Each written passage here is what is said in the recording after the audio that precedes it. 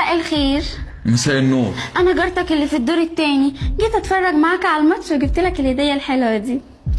هو المفروض كده ان انت بتشقطيه صح؟ وانت بتشقطيه ازاي من على الباب وبتخبطي وانا جارتك اللي في الدور التاني؟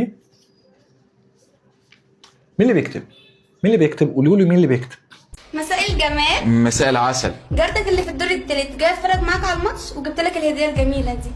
هو ماتش مين ده؟ معلش الدور التالت ايه؟ وهديه ايه؟ انتوا مين اصلا؟ هو مين اصلا؟ انا مش فاهم حاجه.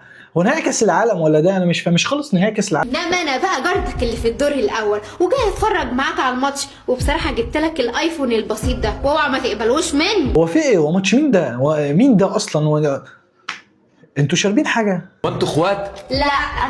هو انتوا جيران هنا في العماره؟ اه.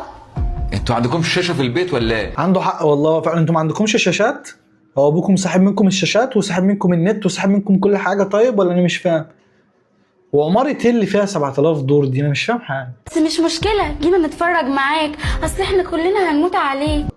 هتموتوا عليه؟ هتموتوا عليه ليه؟ هو ده الراجل الاخير في العالم ولا انا مش فاهم حاجه؟ هو في ايه؟ في ايه؟